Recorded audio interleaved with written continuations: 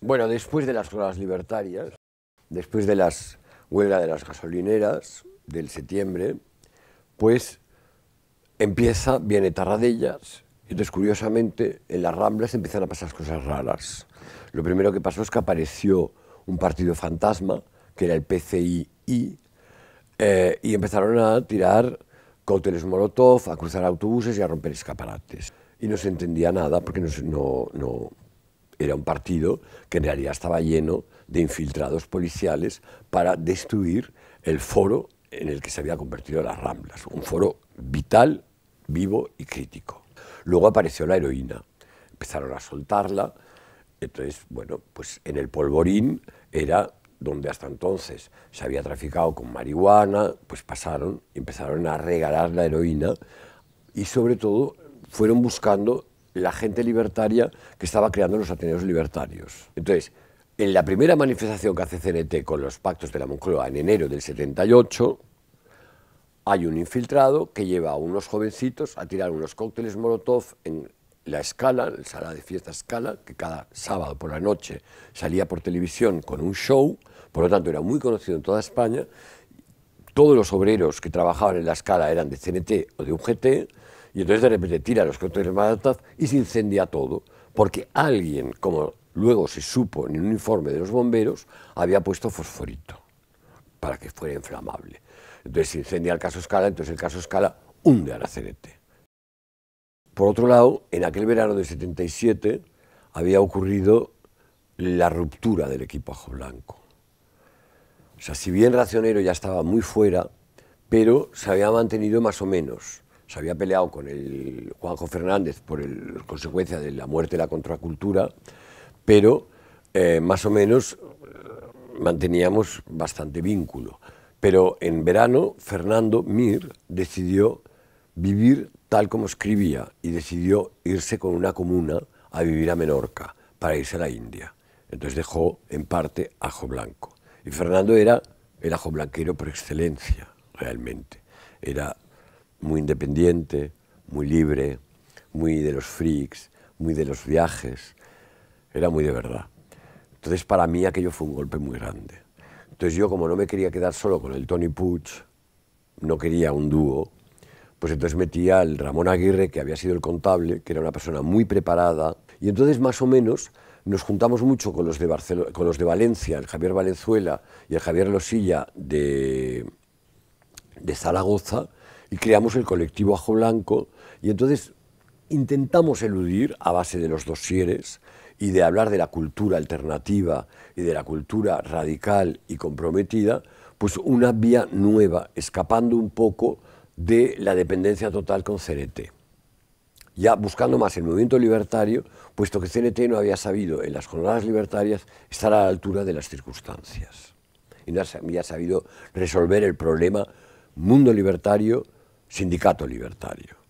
Hacemos que los dosieres sean más concretos, hacemos el dossier arquitectura, lo de Juglars, lo de Federica Mann, mezclamos arte, tu cuerpo y tu gozo, hacemos unos dosieres más de cultura abierta, digamos, al principio, más de vida cotidiana, de cambiar y transformar la vida cotidiana. También hablamos de los Ateneos Libertarios, y es un invierno que nosotros eludimos un poco toda la crisis de la CNT, que es el invierno 77-78, que es un invierno que empiezan a pasar cosas terribles, pero nosotros nos intentamos mantener en una especie de posición de moderación, ¿no?, ante lo que está pasando. Pero sí somos muy conscientes de lo que está pasando, por eso hacemos el dossier de violencia, ¿no?, que es ir contra los agentes provocadores que están destruyendo toda la cultura comunitaria que había en la ciudad y que están destruyendo el equilibrio de la Ribera y del barrio chino y de las Ramblas, ¿no? Todavía barrio chino, ¿no? Todavía no se llama Arrabal. Bueno, entonces en el verano del 78 yo me voy a Roma. Yo ya estoy muy cansado de Ajo, a mí ya no me seduce porque ya veo que hay que dar un paso mucho más radical, que es comercializarnos. O sea, Ajo Blanco había llegado a un punto, estamos editando en aquel momento La Alfalfa con normalidad, la mantenemos nosotros. Empieza a salir una revista feminista que se llama Chana, que la lleva Carmele Marchante, y va a salir próximamente una revista literaria que es La Bañera. Entonces ya yo empiezo a ver que tenemos que hacer un planeamiento empresarial. Me doy cuenta además que a través de la cloaca podemos hacer una revista de contactos, incluso de sexualidad, y empiezo a ver que todo aquello se puede convertir en una especie de nueva empresa mediática, ¿no? Y luego me doy cuenta que Barcelona entra en una decadencia provocada en parte por el nacionalismo, en parte por la desaparición del tejido productivo catalán, que empieza a desmoronarse. Y hay la crisis de Barral, hay la crisis de algunos editores independientes que habían funcionado, se deja de vender ensayo, empieza la narratividad europea y americana, los gustos empiezan a cambiar, el país empieza a tranquilizarse y a traer una rutina democrática, y el verano del 78, Toni Puig y yo lo pasamos solos en Menorca, y allí una persona, un economista, nos da el nombre del Toni Aponte, porque hay que reestructurar toda la parte administrativa, porque Ramón Aguirre ya no sirve como administrador, se ha vuelto un redactor importantísimo. Yo le encargo un diagnóstico con Toni Puig y Ramón Aguirre. El Ramón Aguirre ya estaba muy contra el Antonio Aponte, y el Antonio Aponte este diagnóstico lo retrasa. Entonces yo empiezo a ir a Madrid mucho y empiezo a montar un colectivo en Madrid muy potente con José Manuel Costa, que está en El País, que llama a Soledad Gallego y a toda de gente. Hacemos el dossier Constitución, que es muy importante, porque es donde se explica cómo se hizo la Constitución, que no se hizo como la gente se piensa, además se lo firma Soledad Gallego. Y yo empiezo a ver la posibilidad, a Ramón Aguirre quiere hacer un ajo semanal, yo lo escucho, y empiezo a estudiar hacer el ajo semanal medio en Madrid, medio en Barcelona. Convoqué una asamblea general de todos y yo les dije, si todos nos unimos otra vez, si todos estáis dispuestos a trabajar y montamos la mitad de la redacción en Madrid, yo me quedo en Ajo Blanco y creamos una empresa de otra manera. Si no estáis de acuerdo, yo me voy. Pero si yo me quedo, sacaré a Aponte. En esta reunión nadie levantó la mano. Y yo me cogí el barco, me fui a Menorca. Al cabo de un mes y medio se mataron, pero yo no volví. Y nunca más volví al primer ajo. En Menorca se lo conté a Fernando Mir, y Fernando Mir me dijo, tú y yo tenemos una historia pendiente. Algún día habrá que resolver este problema. Y efectivamente, ese algún día llegó cuando decidimos montar el segundo Ajo Blanco, 6 años más tarde. Yo me voy a Berlín, vuelvo a Londres, decido acabar con Londres, y en París conozco a una mujer mirando un cuadro de Schnabel. Esta mujer se enamoró de mí y yo de ella, y esta mujer está enamoró de también el Pepe del Ajo Blanco. Volvimos a Barcelona y en Barcelona de repente presento la primera novela, El rostro perdido, y reencuentro a Jordi Esteva, que acaba de llegar de África, expulsado de Egipto. Empezamos a hacer un reportaje juntos. Bueno, entonces habíamos quedado con Moncho Alpuente para que me acompañaba a ver a Cebrián para entregarle el reportaje que habíamos hecho Jordi y yo. Y entonces de repente, a las 4 de la tarde, estoy viviendo en una casa de un amigo, se marchan mi amigo a trabajar, yo me quedo allí, tengo una libreta en blanco. Y entonces de repente me sale el proyecto del segundo Ajo Blanco.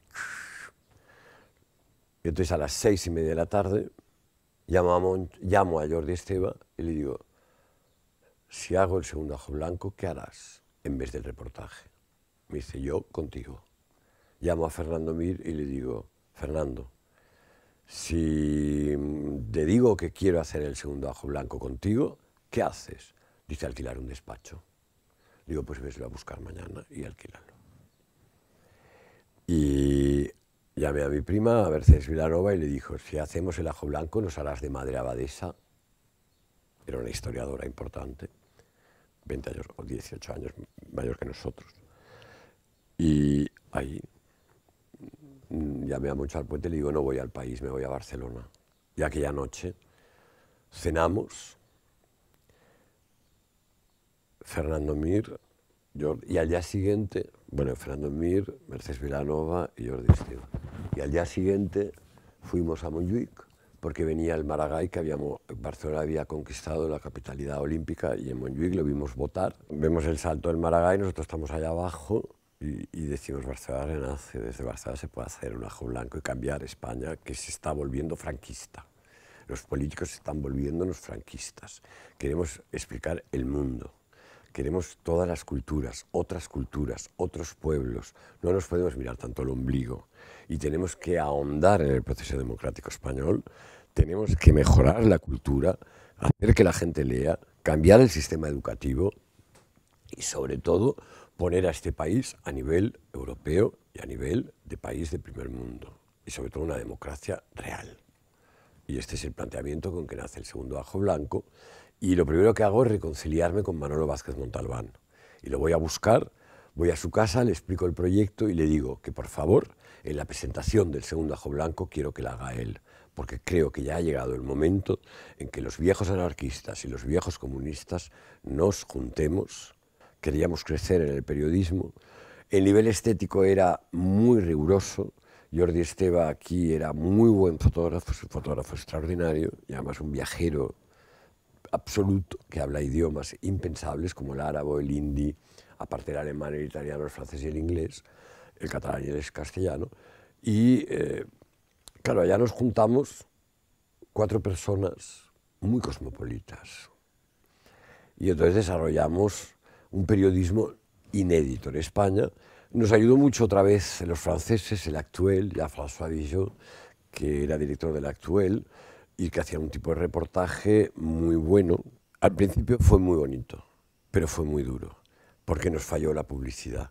Era una revista muy cara de impresión, con mucho color, mucha fotografía, mucho equipo, grandes reportajes. Comprábamos a Inglaterra, a Estados Unidos, a Francia, a Italia, entonces a Alemania. Entonces, claro, había mucho equipo de redacción, era un periodismo muy sofisticado y nosotros veníamos de países en los que habíamos vivido los últimos año y medio así, que estaban desarrollados y nosotros pensábamos que España pues era como Inglaterra o como Alemania o como Francia. Y claro, en España no hay el índice de lectura ni el nivel de educación. Estamos haciendo una revista un poco por encima de las posibilidades del lector español. Pero aún y así, yo creo que fue una revista, los primeros 25 números, espectacular. Las miras ahora y... Entonces, Fernando Mir fue el gran editor. Jordi empezó a crecer como redactor y como art director y pasó mucha gente. Nosotros teníamos un gran amigo del primer Ajo Blanco y del segundo, que es Rafa Poch, todavía firmaba como Mario Vila. Él estaba en Berlín y nos hizo un gran reportaje sobre Berlín, en el que insinuaba que el muro podía caer. Esto fue 3 meses antes de la caída del muro. Nos llamó el cónsul alemán diciendo de dónde había sacado toda aquella información, pero ya se veía que no podía ser, que los cambios de Gorbachov iban a introducir un cambio absoluto en los países del este. Entonces de repente cayó el muro. Entonces, claro, la caída del muro, yo había estado en Berlín en el año 85, Berlín desde tiempos de la K1 y la K2 y de Krauer y de todo esto era como una meca, y de la cultura alternativa, y por los verdes, con Bendit, etc. Y entonces, pues bueno, claro, la caída del muro y la caída del comunismo representó pues un cambio absoluto en Europa. Por fin Europa era una. Y bueno, pues esto yo creo que lo recogimos muy bien. También hicimos a lo largo del 89, 90, 91, 92, 93 muchos reportajes de Rusia, de la evolución de la cultura rusa, del nuevo rock ruso, de la juventud, de lo que pasaba, y también de los países del este. Y bueno, fue uno de los temas prioritarios, ¿no? Hombre, fracasado el comunismo, se veía claro que la cultura y la democracia más de tipo libertario, más directa, pues era la alternativa a los grandes truces y las grandes corporaciones. Y una democracia absoluta es cultura libertaria, porque es separación de poderes y la democracia tendría que tender, pienso yo, a una democracia más participativa, no tanto representativa, sino participativa. Ese era el problema de la democracia española. Como revista cultural fuimos muy líder.